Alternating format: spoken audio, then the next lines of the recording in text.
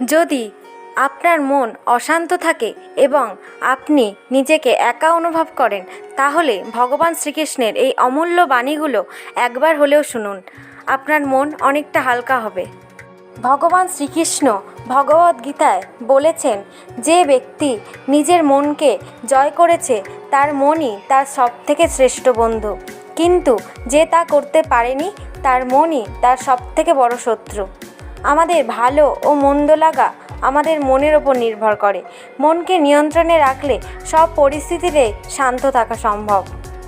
তোমার অধিকার কেবলমাত্র নিজের কর্মের ওপর, সেই কর্মফলের ওপর কখনোই নয়। ফল লাভের আশা না করে মন দিয়ে নিজের কর্তব্য পালন করা উচিত। আসক্তিহীন কর্মই মানুষকে বন্ধন মুক্ত করে।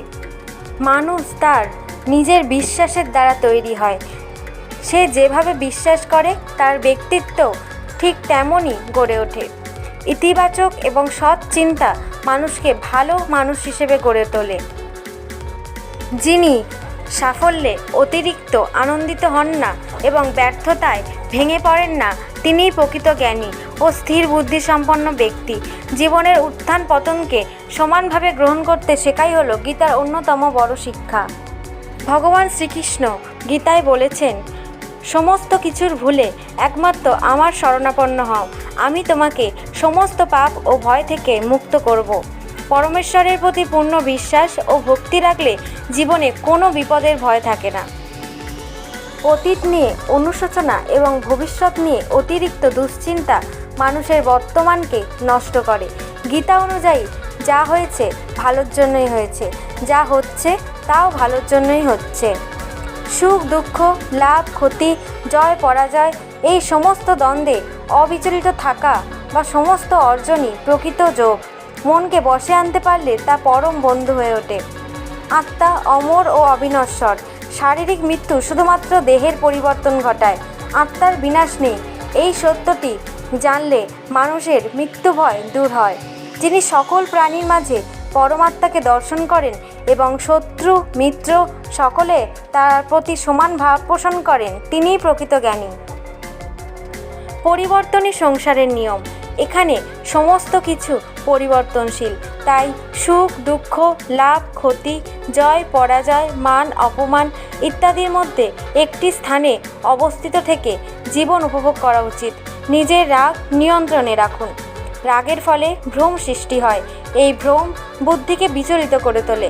এর ফলে বুদ্ধি নাশ হয়, ব্যক্তি পতনের দিকে অগ্রসর হতে শুরু করে। রাগ, কামনা, বাসনা ও ভয় এইগুলি আমাদের শত্রু। নিজেকে ঈশ্বরের চরণে নিবেদন করা উচিত। ঈশ্বর আমাদের রক্ষা করবেন এবং আমরা সব দুঃখ কষ্ট ভয় চিন্তা শোক ও বন্ধন থেকে মুক্ত হতে পারব। কোনো ব্যক্তি জন্ম থেকে নয়, বরং নিজের কর্ম থেকেই মহান হয়। খারাপ কাজ বড় হোক বা ছোট সবসময় ধ্বংসের কারণ হয়, কারণ নৌকার ছিদ্র ছোট হোক বা বড়, নৌকা ডুববেই। যা হওয়ার আছে তা হবেই, আর যা হওয়ার নয় তা কখনোই হবে না। যারা এই বিষয় নিয়ে নিশ্চিত তারা কখনোই দুশ্চিন্তায় ভোগেন না। ভালো কাজ করা সত্ত্বেও লোকে শুধুমাত্র তোমার খারাপ দিকই মনে রাখবে। তাই লোকে কি বলছে সেদিকে কান দিও না, নিজের কাজ করে যাও। এমন তিনটি পথ রয়েছে যা আত্মাকে পতনের দিকে নিয়ে যায়। এগুলি হলো কাম, ক্রোধ ও লোভ। এদের ত্যাগ করাই সর্বোত্তম। অভ্যাসের দ্বারা সমস্ত কিছুকে নিয়ন্ত্রণ করা যায়। আসল ধর্ম হলো যে বিষয়কে ব্যক্তি নিজের জন্য ভালো বোঝে না তা অন্যের জন্যও ব্যবহার করা উচিত নয়। অধিক আনন্দ ও চরম কষ্টের সময় কোনো সিদ্ধান্তই গ্রহণ করা উচিত নয়, কারণ এই দুই পরিস্থিতি সঠিক সিদ্ধান্ত নিতে দেয় না। যে কোনো ব্যক্তি নিজের বিশ্বাস অনুযায়ী নিজেকে গড়ে তোলে। সে যেমন বিশ্বাস করে সেই অনুযায়ী নিজেকে তৈরি করে। পরিবর্তনই সংসারের নিয়ম। সময় অনুযায়ী সংসারের সমস্ত বস্তু পরিবর্তনের নিয়ম পালন করে। ব্যক্তি সবসময় নিজের ভাগ্যকে দোষ দেয়। তারা একথা জানে যে ভাগ্যের চেয়েও বড় তার কর্ম করা তার হাতে রয়েছে। ভগবান শ্রীকৃষ্ণ গীতায় বলেছেন, যে ব্যক্তি নিজের মৃত্যুর সময় আমাকে স্মরণ করে প্রাণত্যাগ করে সে আমার ধাম লাভ করে এবং এতে কোনো সংশয় নেই। ভগবান শ্রীকৃষ্ণের এই অমূল্য বাণীগুলি আপনার জীবনে মেনে চলুন এবং সদা ভগবান শ্রীকৃষ্ণের শরণ গ্রহণ করুন। ভগবান শ্রীকৃষ্ণ আপনাকে সব বিপদ থেকে রক্ষা করবেন এবং ভালো রাখবেন।